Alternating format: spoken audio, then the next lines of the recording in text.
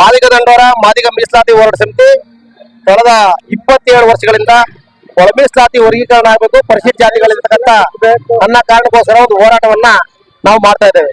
ಈ ಹೋರಾಟವನ್ನ ಮಾಡ್ತಾ ಇರ್ತಕ್ಕಂಥ ಸಂದರ್ಭದಲ್ಲಿ ಕಾಂಗ್ರೆಸ್, ಬಿಜೆಪಿ, ಜನತಾದಳ ಮೂರು ಪಕ್ಷಗಳು ಕೂಡ ನಮ್ಮ ಸರ್ಕಾರ ಅಧಿಕಾರಕ್ಕೆ ಬಂದ್ರೆ ನಾವು ವರ್ಗೀಕರಣ ಮಾಡ್ತೀವಿ ಅಂದ್ರು.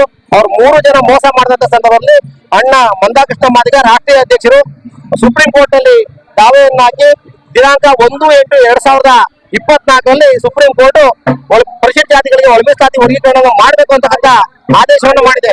ಈ ಆದೇಶದ ಹಿನ್ನೆಲೆಯಲ್ಲಿ ಕರ್ನಾಟಕ ರಾಜ್ಯ ಸರ್ಕಾರ ಈಗಾಗಲೇ ಡಾಕ್ಟರ್ ನಾಗಮೋಹನ್ ದಾಸ್ ಏಕಸದಸ್ಯ ಆಯೋಗವನ್ನು ರಚನೆ ಮಾಡಿದೆ.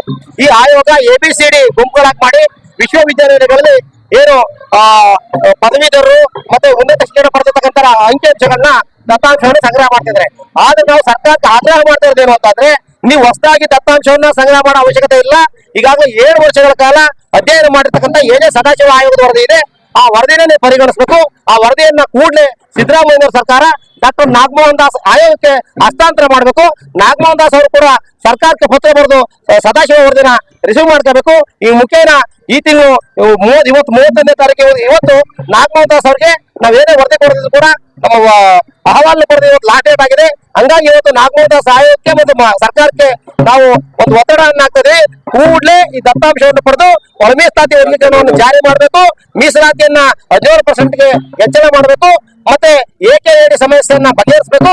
ಜೊತೆಯಲ್ಲಿ ಕರ್ನಾಟಕದಲ್ಲಿ ವಲಯ ಮತ್ತು ಮಾದಿಗ ಸಮುದಾಯ ಏನಿದೆ ಇದರಿಂದ ಅಸಂಘಟಿತರಾಗ್ತಾ ಇದ್ದೀವಿ. ಅದನ್ನು ಒಗ್ಗಟ್ಟಾಗಬೇಕಾದ್ರೆ ಒಳ ಮೀಸಲಾತಿ ವರ್ಗೀಕರಣ ಜಾರಿ ಮಾಡಿದ್ರೆ ನಮ್ಮಲ್ಲಿ ಇನ್ನಷ್ಟು ಕೂಡ ಒಗ್ಗಟ್ಟು ಜಾಸ್ತಿ ಆಗುತ್ತೆ.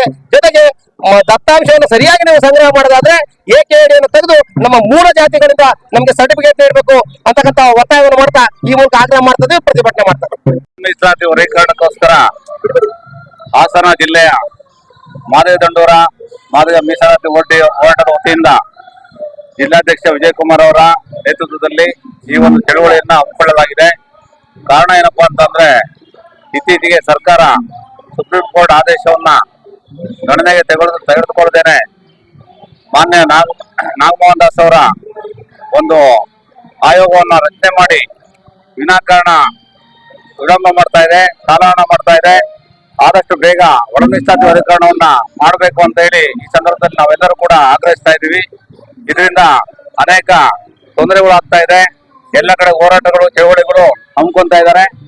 ಇಷ್ಟೆಲ್ಲ ಬೀದಿಗಿಳಿದು ಹೋರಾಟ ಮಾಡಿದ್ರು ಕೂಡ ಯಾರು ಕೂಡ ಗಮನ ಹರಿಸ್ತೇನೆ ಸರ್ಕಾರ ನಿರ್ಲಕ್ಷ್ಯ ರೀತಿಯನ್ನು ಅನುಭವಿಸ್ತಾ ಇರ್ತಕ್ಕಂಥದ್ದು ಮಾನ್ಯ ಸಿದ್ದರಾಮಯ್ಯನವರು ಹಿಂದುಳಿದ ವರ್ಗದ ಮತ್ತು ಅಲ್ಪಸಂಖ್ಯಾತರ ದೀನ ದಲಿತರ ಉದ್ಧಾರಕ ಅಂತ ಹೇಳ್ಕೊಳ್ತಾ ಇದ್ದಾರೆ. ಆದ್ರೆ ಅವರು ಯಾವುದೇ ಇದ್ರ ಕಡೆ ಗಮನ ಹರಿಸ್ತೇನೆ ಕೇವಲ ಬೇರೆ ಜನಾಂಗದ ಹಿತದೃಷ್ಟಿಯನ್ನು ಕಾಪಾಡೋ ದೃಷ್ಟಿಯಲ್ಲಿ ಈ ಒಂದು ಮೀಸಲಾತಿಯನ್ನ ವಿಳಂಬ ಮಾಡ್ತಾ ಇದ್ದಾರೆ. ಇದರಿಂದ ನಮ್ಗೆಲ್ಲ ತುಂಬಾ ತೊಂದರೆ ಆಗಿದೆ. ಶೈಕ್ಷಣಿಕವಾಗಿ, ಆರ್ಥಿಕವಾಗಿ, ರಾಜಕೀಯವಾಗಿ ಎಲ್ಲರಲ್ಲೂ ಕೂಡ ತೊಂದರೆಯನ್ನ ಅನುಭವಿಸ್ತಾ ಇದ್ದೀವಿ. ಶೋಷಣೆಗೆ ಓಡಾಡ್ತಕ್ಕಂಥ ಜನಗಳು ಬವಣೆಯನ್ನ ತೀರಿಸ್ತಕ್ಕಂಥ ಜವಾಬ್ದಾರಿ ಸರ್ಕಾರದ ಮೇಲಿದೆ. ಇವತ್ತು ಸುಪ್ರೀಂ ಕೋರ್ಟ್ ನ ಆದೇಶವನ್ನ ಪಾಲನೆ ಮಾಡಿ ಆದಷ್ಟು ಬೇಗ ದತ್ತಾಂಶವನ್ನ ಅವರು ವರ್ಗಾವಣೆ ಮಾಡಿ ಮಾನ್ಯ ನಾಗಮೋಹನ್ ದಾಸ್ ಅವರ ಒಂದು ಇದಕ್ಕೆ ಹೂಗೊಟ್ಟು ಕೂಡಲೇ ಜಾರಿ ಮಾಡಬೇಕು ಅಂತ ಹೇಳಿ ಈ ಸಂದರ್ಭದಲ್ಲಿ ನಾವು ಆಗ್ರಹ ಮಾಡ್ತೇವೆ. ಇಂದ್ರೇಶ್, ರಾಜ್ಯ ಕಾರ್ಯದರ್ಶಿ. ಹೋಗ್ಬೇಕು, ಈ ಜನರಿಗೆ ನ್ಯಾಯವನ್ನ ಕೊಡಬೇಕು.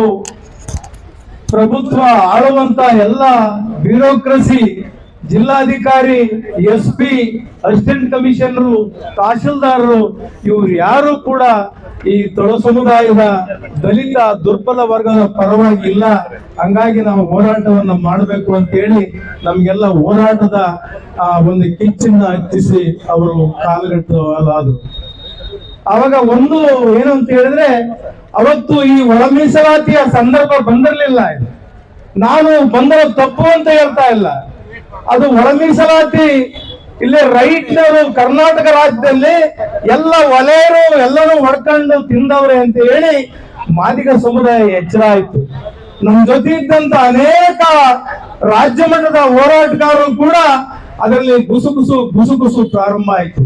ಆ ಪ್ರಾರಂಭದಲ್ಲಿ ನಾವು ಆತ್ಮಸಾಕ್ಷಿಯಾಗಿ ಇಡೀ ಎಲ್ಲ ದಲಿತ ಸಂಘರ್ಷ ಸಮಿತಿ ಎಲ್ಲ ಹೋರಾಟಗಾರರು ಇಲ್ಲ ಅನ್ಯಾಯ ಆಗಿದ್ರೆ ಅದನ್ನ ಅವರು ಪಾಲನ ಕೊಡಬೇಕು, ನಾವೆಲ್ಲ ಹಂಚ್ಕೊಂಡು ತಿನ್ಬೇಕು.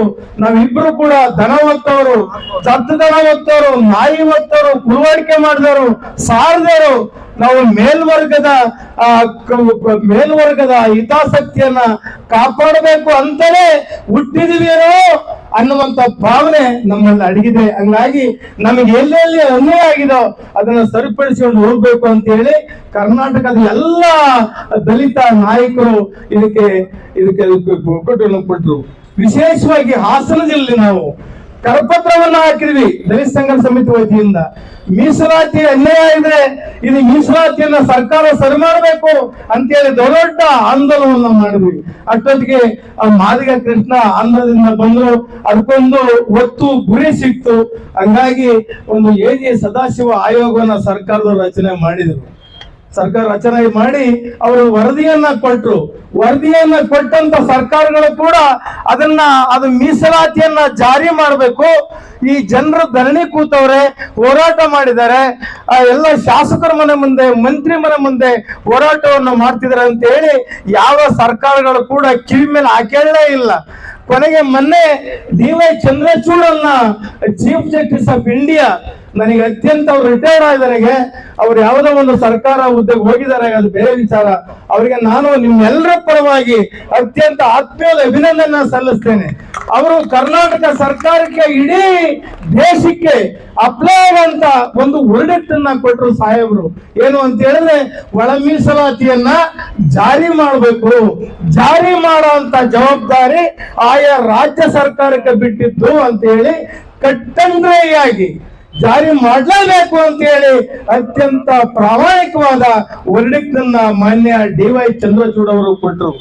ಅದು ಕೊಟ್ಟ ನಂತರ ಮಾನ್ಯ ಸಿದ್ದರಾಮಯ್ಯ ಅವರು ಅದಕ್ಕಿಂತ ಮುಂಚೆನೆ ಮಾಡ್ಬೋದಾಗಿತ್ತೇನೋ, ಅವರು ಸರ್ಕಾರ ಬರೋಕ್ಕಿಂತ ಮುಂಚೆ ಬಹಳ ದೊಡ್ಡದಾಗಿ ಭಾಷಣವನ್ನು ಮಾಡಿದ್ರು, ಅವರ ಪಾರ್ಟಿಯವರು ಭಾಷಣವನ್ನು ಮಾಡಿದ್ರು. ಆದ್ರೂ ಏನು ಹತ್ತಲಿಲ್ಲ. ಕೊನೆಗೆ ಅವರು ಮೊನ್ನೆ ನಾಗಭೂಷಣ್ ದಾಸನ್ ಅವರ ಜಡ್ಜಿನ ಏಕಸದಸ್ಯ ಆಯೋಗವನ್ನ ಕಮಿಟಿಯ ರಚನೆ ಮಾಡಿದ್ದಾರೆ. ಏನು ಅಂತ ಹೇಳಿದ್ರೆ ದತ್ತಾಂಶ ಕಲೆಕ್ಟ್ ಮಾಡಬೇಕು ಅಂತ.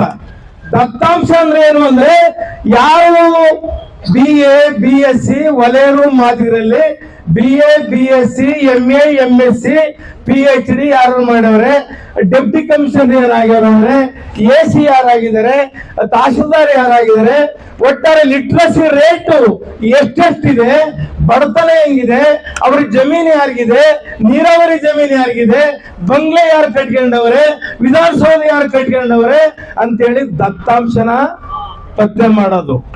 ಅದ್ರ ಜೊತೆಗೆ ಉದ್ಯೋಗ ಯಾರು ಮಾಡ್ತಾವ್ರೆ, ಮೆಟ್ ಯಾರು ಹೊಲಿತಾವ್ರೆ, ಹೊಲ ಯಾರು ಉಳುತ್ತಾವ್ರೆ ಅನ್ನೋದು ಕೂಡ ದತ್ತಾಂಶನೇ. ಹಂಗಾಗಿ ಮಾನ್ಯ ನಾಗಮೋಹನ್ ದಾಸ್ ಅವರು ಕರ್ನಾಟಕ ರಾಜ್ಯದಲ್ಲಿ ಬಹುದೊಡ್ಡ ಆಯಾಮವನ್ನ, ಬಹುದೊಡ್ಡ ಪಾರಂಗತವನ್ನ, ಬಹುದೊಡ್ಡ ವಿಚಾರವನ್ನ ಒಳಗೊಂಡಂತ ಜಡ್ಜಿದ್ದಾರೆ. ಅವರಿಗೆ 31ನೇ ತಾರೀಕು ಇವತ್ತು ಒಂದು ಕಟ್ ಆಫ್ ಡೇಟ್ ಅನ್ನ ಕೊಟ್ಟಿದ್ದಾರೆ ಸರ್ಕಾರದವರು. ನೀವು ಈ ಡೇಟ್ ಒಳಗಡೆ ನೀವು ದತ್ತಾಂಶನ ಕೊಡಬೇಕು ಅಂತ ಹೇಳಿ ತಾಕೀತನ್ನ ನಿರ್ದೇಶನವನ್ನು ಮಾಡಿದ್ದಾರೆ ಸಾಹೇಬರಿಗೆ. ಅವರಾಗ್ಲೇ ಫೆಬ್ರವರಿ 10ನೇ ತಾರೀಕಿನ ಕೊಡ್ತೀನಿ ಅಂತ ಸರ್ಕಾರಕ್ಕೆ ಹೇಳಿದ್ದಾರೆ ಅಂತ ಕಾಣ್ತದೆ. ಕೊಡ್ಲಿ, ಅವರು ಬೇರೆ ವಿಚಾರ. ಆದ್ರೆ ನಾನು ಅತ್ಯಂತ ಕಳಕಳಿಯಿಂದ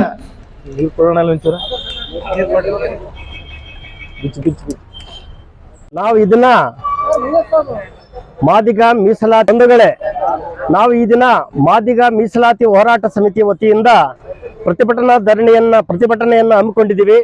ಕಾರಣ ಆದ್ರೂ ಇಷ್ಟೇ, ಕಳೆದ 28-30 ವರ್ಷಗಳ ಹಿಂದೆ ಮಾದಿಗ ಮೀಸಲಾತಿ ಮತ್ತು ಪರಿಶಿಷ್ಟ ಜಾತಿಯಲ್ಲಿ ವರ್ಗೀಕರಣವನ್ನ ಮಾಡಬೇಕು ಅಂತ ಸರ್ಕಾರಕ್ಕೆ ಒತ್ತಾಯ ಮಾಡೋದ್ರ ಫಲವಾಗಿ ಎ.ಜೆ. ಸದಾಶಿವ ಆಯೋಗವನ್ನ ಸರ್ಕಾರ ನೇಮಿಸಿತ್ತು. ಕಾಂಗ್ರೆಸ್ ಸರ್ಕಾರ ನೇಮಿಸಿತ್ತು ಅನ್ನೋದು ಇಲ್ಲಿ ವಿಶೇಷ. ಆದರೆ ಇಲ್ಲಿವರೆಗೆ 28-30 ವರ್ಷದಿಂದ ಆಡಳಿತ ನಡೆಸಿದಂತ ಯಾವುದೇ ಸರ್ಕಾರಗಳು ಎ.ಜೆ. ಸದಾಶಿವ ಆಯೋಗದ ವರದಿಯನ್ನ ಜಾರಿಗೊಳಿಸಲಿಕ್ಕೆ ವಿಫಲ ಆಗಿದ್ದಾವೆ. ಈಗ ಅಧಿಕಾರದಲ್ಲಿ ಕಾಂಗ್ರೆಸ್ ತನ್ನ ಚುನಾವಣಾ ಸಂದರ್ಭದಲ್ಲಿ ನಾವು ಮಾದಿಗ ಮೀಸಲಾತಿಯನ್ನ ವರ್ಗೀಕರಣವನ್ನ ಪರಿಶಿಷ್ಟ ಜಾತಿಯಲ್ಲಿ ನಾವು ಮಾಡ್ತೀವಿ ಅಂತ ಭರವಸೆ ಕೊಟ್ಟಿತ್ತು. ಆದ್ರೆ ಈವರೆಗೆ ಒಂದಲ್ಲ ಒಂದು ಕಾರಣವನ್ನ ನೆಪವನ್ನ ಒಡ್ಡಿ ಮುಂದೂಡ್ತಾ ಬರ್ತಾ ಇದೆ.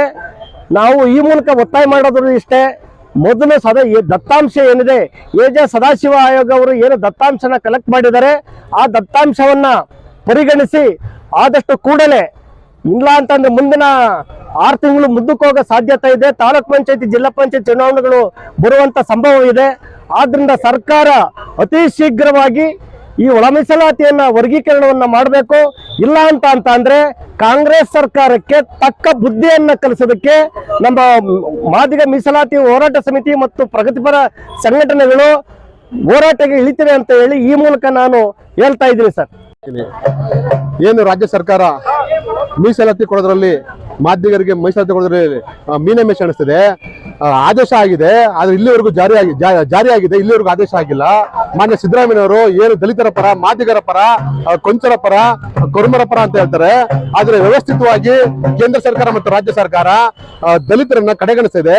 ಈ ಕೂಡಲೇ ಸದಾಶಿವ ಆಯೋಗ ವರದಿಯನ್ನು ಜಾರಿ ಮಾಡಲೇಬೇಕು.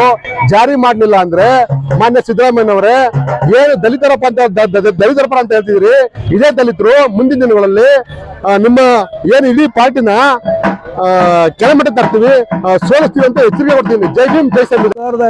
ಹೋರಾಟಕ್ಕೆ ನಮ್ಮ ಜನಾಂಗದವರೆಲ್ಲ ಇವತ್ತು ಸೇರಿದ್ದಾರೆ. ಸದಾಶಿವ ಆಯೋಗನ ಇದನ್ನ ಜಾರಿ ಮಾಡಿ ಹೊಸದಾಗಿ ಏನು ಇದು ಮಾಡಕ್ಕೆ ಹೋಗ್ಬೇಡಿ, ಅದರಲ್ಲೇ ಎಲ್ಲ ಇದೆ. ದಯವಿಟ್ಟು ಆಯೋಗದ ಇವರು ನಾಗಮೋಹನ್ ದಾಸ್ ಅವರು ಇದನ್ನೇ ಜಾರಿ ಮಾಡಿ ಹಾಗೆ ಅಂತ ನಮ್ಮ ಸಂಘಟನೆ ಮೂಲಕ ನಿಮ್ಗೆ ಕೋರ್ತೀನಿ. ಆತ್ಮೀಯ ಸ್ನೇಹಿತರೆ, ಡಾಕ್ಟರ್ ಬಾಬಾ ಸಾಹೇಬ್ ಅಂಬೇಡ್ಕರ್ ಅವರು ಸರ್ವರಿಗೂ ಸಮಪಾಲು ಎಂಬತಕ್ಕಂಥ ಒಂದು ಧ್ಯೇಯ ವಾಕ್ಯಂತೆ ಕಳೆದ 30 ವರ್ಷಗಳಿಂದ ನಮ್ಮ ಮಾದಿಗ ಹೋರಾಟ ಮೀಸಲಾತಿ ಸಮಿತಿ ಇರಬಹುದು, ದಲಿತ ಪರ ಚಳುವಳಿಗಳು ಇರಬಹುದು, ಸದಾಶಿವ ಆಯೋಗವನ್ನ ಜಾರಿ ಮಾಡಬೇಕು ಎಂಬತಕ್ಕಂಥ ಒಂದು ನಿಟ್ಟಿನಲ್ಲಿ ಸತತವಾಗಿ 3 ದಶಕಗಳ ಹೋರಾಟವನ್ನ ನಾವು ನೋಡಿದ್ದೀವಿ. ಹುಬ್ಬಳ್ಳಿ ಸಮಾವೇಶದಲ್ಲಿ ನಮ್ಮ ಮಾದಿಗ ಸಂಬಂಧಿಗಳು ಪ್ರಾಣವನ್ನ ರಕ್ತ ಬಲಿದಾನ ಕೊಟ್ಟಿರ್ತಕ್ಕಂಥದ್ದನ್ನ ನಾವು ನೋಡಿದ್ದೀವಿ. ಆದರೂ ಕೂಡ ಈ ಸದಾಶಿವ ಆಯೋಗ ಜಾರಿ ಆಗದಲೇ ಇರತಕ್ಕಂಥದ್ದು ಒಂದು ದುರ್ದೈವ ಎಂಬತಕ್ಕಂಥ ಒಂದು ಸಂಗತಿಯನ್ನ ಹೇಳ್ತಾ, ಇದೇ ಕಾಂಗ್ರೆಸ್ ಸರ್ಕಾರ ಕಳೆದ ವಿಧಾನಸಭಾ ಚುನಾವಣೆಯಲ್ಲಿ ತನ್ನ ಪ್ರಣಾಳಿಕೆಯಲ್ಲಿ ನಾನು ಸರ್ಕಾರ ಅಧಿಕಾರಕ್ಕೆ ಬಂದ್ರೆ ಸದಾಶಿವ ಆಯೋಗವನ್ನ ಜಾರಿ ಮಾಡ್ತೀನಿ ಅಂತಕ್ಕಂಥ ಒಂದು ಮಾತನ್ನ ಕೊಟ್ಟಿತ್ತು. ಮಾನ್ಯ ಸಿದ್ದರಾಮಯ್ಯನವರೇ ಎಲ್ಲ ಭರವಸೆಗಳನ್ನ ಈಡೇರಿಸ್ತಿದ್ದೀರಾ. ಅದೇ ರೀತಿಯಾಗಿ ಈ ಸದಾಶಿವ ಆಯೋಗವನ್ನ ಜಾರಿ ಮಾಡುವುದರ ಮೂಲಕ ನಿಮ್ಮ ಕೊಟ್ಟ ಮಾತನ್ನ ಉಳಿಸ್ಕೋಬೇಕು. ಏನು ನೀವು ಇವತ್ತು ನಾಗಮೋಹನ್ ದಾಸ್ ವರದಿಯನ್ನ, ಏಕಸದಸ್ಯ ವರದಿಯನ್ನ ನೀವು ಸರ್ಕಾರ ಕೇಳಿದೆ. ಈ ವರದಿಗೆ ಸದಾಶಿವ ಆಯೋಗದಲ್ಲಿರ್ತಕ್ಕಂಥ ಅಂಕಿಅಂಶಗಳನ್ನ ತಗೊಂಡು ಕೂಡಲೇ ಈ ಆಯೋಗವನ್ನ ಪರಿಗಣಿಸಿ ನೀವು ಜಾರಿ ಮಾಡಬೇಕು. ಇದರಿಂದ ಎಲ್ಲರಿಗೂ ಕೂಡ ಸರ್ವರಿಗೂ ಸಮಪಾಲು ನ್ಯಾಯ ಸಿಗ್ತದೆ ಎಂತಕ್ಕಂಥ ಒಂದು ಮಾತನ್ನ ಹೇಳಿ ಇವತ್ತು ನಾವು ಜಿಲ್ಲಾಧಿಕಾರಿಗಳ ಕಚೇರಿ ಹೋಗಿ ನ್ಯಾಯಮೂರ್ತಿ ನಾಗಮೋಹನ್ ದಾಸ್ ಅವರಿಗೆ ಪ್ರತಿಭಟನೆ ಮೂಲಕ ಒಂದು ವರದಿಯನ್ನ ಸರ್ಕಾರಕ್ಕೆ ಕೊಡ್ತಾ ಇದ್ದೀವಿ. ಇವತ್ತು ನಾವು ಹೇಮಾವತಿ ಸ್ಟ್ಯಾಚ್ಯೂ ಇಂದ DC ಆಸ್ಪತ್ರೆವರೆಗೂ ನಾವು ಧರಣಿ ಮಾಡ್ತಾ ಇರೋ ಉದ್ದೇಶ ಏನಂದ್ರೆ ಸದಾಶಿವ ಆಯೋಗ ಜಾರಿಯಾಗಬೇಕು. ಕಾರಣ ಇಷ್ಟೇ, ಏನು ಸನ್ಮಾನ್ಯ ಸಿದ್ದರಾಮಯ್ಯನವರು ಅಹಿಂದ ಅಂತ ಹೇಳಿ ಇವತ್ತು ಸಂಘಟನೆಯನ್ನ ಮಾಡ್ಕೊಂಡು ಒಲಮಾದಿಗರ ಓಟನ್ನು ತಗೊಂಡು ಈ ಸರ್ಕಾರವನ್ನ ಮಾಡ್ತಾ ಇದ್ದಾರೆ. ಈ ರಾಜ್ಯ ಸರ್ಕಾರದಲ್ಲಿ ಸಿದ್ದರಾಮಯ್ಯನವರು ಅವಕಾಶ ಇದೆ. ಬೇರೆ ರಾಜ್ಯದಲ್ಲೆಲ್ಲ ಇವತ್ತು ಮೀಸಲಾತಿಯನ್ನು ಕೊಟ್ಟಿದ್ದಾರೆ. ಇವತ್ತು ಕರ್ನಾಟಕ ರಾಜ್ಯದಲ್ಲಿ ಯಾಕೆ ಸಿದ್ದರಾಮಯ್ಯನವರು ಮೀಸಲು ಎಣಿಸ್ತಿದ್ದಾರೆ ಅನ್ನೋದು ಗೊತ್ತಾಗ್ತಿಲ್ಲ. ಹಾಗಾಗಿ ನಾವೆಲ್ಲ ಸೇರಿ ನಮ್ಮ ಪ್ರಗತಿಪರ ಸಂಘಟನೆಗಳು ಮತ್ತು ಮಾದಿಗ ದಂಡವರದ ಒಕ್ಕೂಟಗಳು ಎಲ್ಲ ಸೇರಿ ಇವತ್ತು ನಾವು ಧರಣಿ ಮಾಡ್ತಾ ಇದೀವಿ. ನನ್ನ ಹೆಸರು ಕುಮಾರಸ್ವಾಮಿ ಅಂತ ಹೇಳಿ, ದಲಿತ ಸಂಘರ್ಷ ಸಮಿತಿ ಯಲಮೂರ್ತಿ ಬಣ, ಮೈಸೂರು ವಲಯ ಪ್ರಧಾನ ಕಾರ್ಯದರ್ಶಿ. ನ್ಯಾಯಮೂರ್ತಿ ಸದಾಶಿವ ಆಯೋಗನ ಜಾರಿ ಮಾಡಿ ಅಂತ ನಾವು ಸುಮಾರು 20 ವರ್ಷಗಳ ಕಾಲದಿಂದ ಹೋರಾಟ ನಡೆಸ್ಕೊಂಡು ಬರ್ತಾ ಇದ್ದೀವಿ. ಅದರಿಂದ ಕಾಂಗ್ರೆಸ್ ಸರ್ಕಾರ ಆಶ್ವಾಸನೆ ಕೊಟ್ಟಿದೆ. ಹಿಂದೆ ಅಧಿಕಾರಕ್ಕೆ ಬಂದರೂ ನಮಗೆ ಮೀಸಲಾತಿ ಕೊಡದೇ ಇದ್ದ ಕಾರಣ ಇದು ಮಾದಿಗರಿಗೆ ಮತ್ತು ದಲಿತ ಸಂಘಟನೆ ಪರವಾಗಿ ಮಾಡಿರೋಂಥ ಅನ್ಯಾಯ ಮತ್ತು ಶೋಷಣೆ. ಇದಕ್ಕೆ ನೇರ ಹೊಣೆ ಅಂದರೆ ಮಾನ್ಯ CM ಸಿದ್ದರಾಮಯ್ಯನವರೇ ಕಾರಣ. ಇದು ಹೇಳಿ ಕೊಡ್ತೀವಿ ಅಂತಾರೆ, ಮತ್ತೆ ಕೊಡಲ್ಲ ಅಂತಾರೆ. ಅದು ಕೂಡಲೇ ನೀವು ಜಾರಿ ಮಾಡದೇ ಹೋದರೆ ಸುಪ್ರೀಂ ಕೋರ್ಟ್ ಆದೇಶದ ಪ್ರಕಾರ ನಾವು ವಿಧಾನಸೌಧದ ಚಲೋ ಮಾಡಿ ನಿಮ್ಮ ವಿರುದ್ಧ ನಾವು ಕಾನೂನನ್ನು ಹೋರಾಟ ಮಾಡಬೇಕಾಗುತ್ತೆ.